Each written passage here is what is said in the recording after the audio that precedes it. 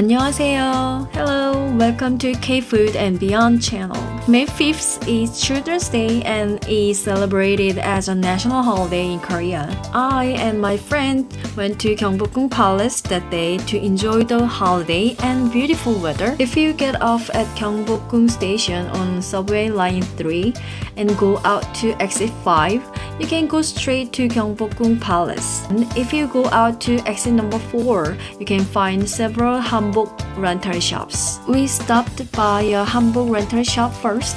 Hanbok refers to Korean traditional clothes. You can make over with about $25. All you have to do is choose your favorite clothes and change. Hair work and women's bags are included, but you have to pay to borrow other things like traditional hats, shoes, and hairpins. Although it is mainly women's clothes in the store, there are quite a lot of men's and children's clothes, so many families try Hanbok together.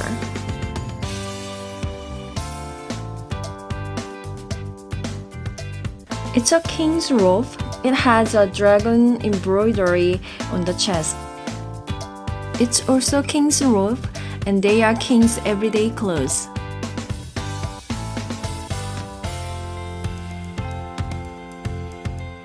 And you can borrow traditional Korean shoes as well.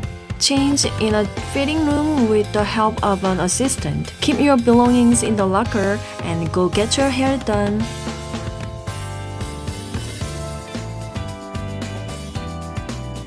I'm all set, let's go! There is an admission fee of 3,000 won, it's about $2.50 for adults over 25 years old, but if you wear hanbok, you can enter for free. As you can see the foot of a mountain even in central Seoul. And about 70% of Korea's land is made up of mountains, so you can easily go hiking anywhere in Korea. The building behind me is the National Palace Museum. If you go in, you can learn about kings and life of Joseon Dynasty through collections of art and household goods from the court of the Joseon Dynasty. You can see the walls far away for repairs. I'm looking forward to seeing after the repairs. I went in through the side door, but you can see this first if you come through the front gate. Look at the skyline. It's so beautiful, isn't it? As you can see, many people came out to enjoy the day, and some of them were dressed up like us in traditional costumes. Let me introduce Gyeongbokgung Palace a little bit. It's from the official website of Gyeongbokgung Palace. This palace was built in 1395, 3 years after the Joseon Dynasty was founded by King Taejo. The construction of the main royal palace was completed after the capital of the newly founded dynasty moved to Seoul, back then known as Hanyang. With Mount Bugaksan to its rear and Mount Namsan in the foreground, the site of Gyeongbokgung Palace was at the heart of Seoul. The government ministry district and main buildings of Gyeongbokgung Palace formed the heart of the capital city of Seoul and represented the sovereignty of the Joseon Dynasty. And then, all the palaces in the capital were razed by the Japanese during the Hideyoshi invasions of 1592 to 98. After that, Gyeongbokgung Palace was left derelict for the next 273 years and finally reconstructed in 1867 by the order of the Prince Regent. Some 500 buildings were built on the site of over 40 hectares and constituted a small city. However, Gyeongbokgung Palace was largely torn down during the Japanese occupation. 93% of the restored buildings were dismantled. Hwanghamun Gate was dismantled and relocated to the east, and an enormous building housing the Japanese government general was constructed in front of the main sector of the palace. An effort to fully restore Gyeongbokgung Palace to its former glory has been ongoing since 1990. It's one of the most popular places, Gyeonghae-ru Pavilion. This pavilion, built on the pond west of the king's living quarters, was where the king threw feasts for foreign envoys or his court officials.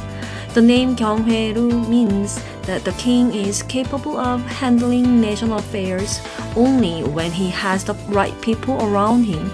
It was used on joyous occasions. It's more beautiful at night because of the lighting.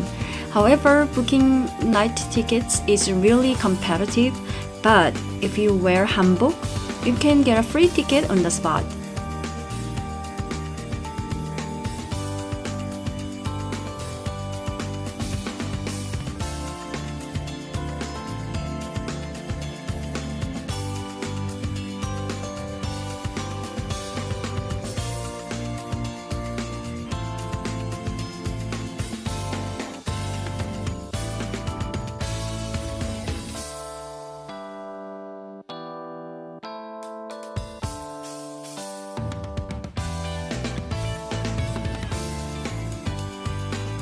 One of the merits of Gyeongbokgung Palace is that you can enjoy the beauty and harmony of Hanok, which are traditional buildings and skyscrapers surrounded by mountains in the middle of the city.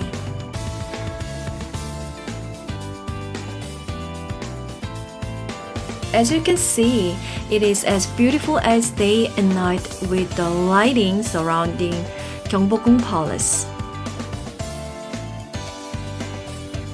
Even BTS performed the song Idol at Gyeongbokgung Palace on MBC's Jimmy Fallon show.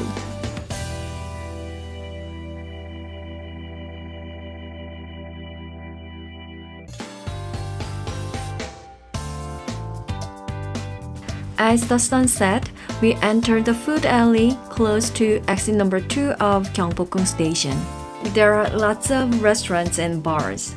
We went into a chicken restaurant and ordered half-fried and half-seasoned chicken and 2 beers. As you may know, Korean fried chicken never fails. So grab a table and enjoy the night in Seoul. Plus, Korean nights are very safe. I hope you can enjoy Korean things soon like I did. Thank you for watching and see you next time, please.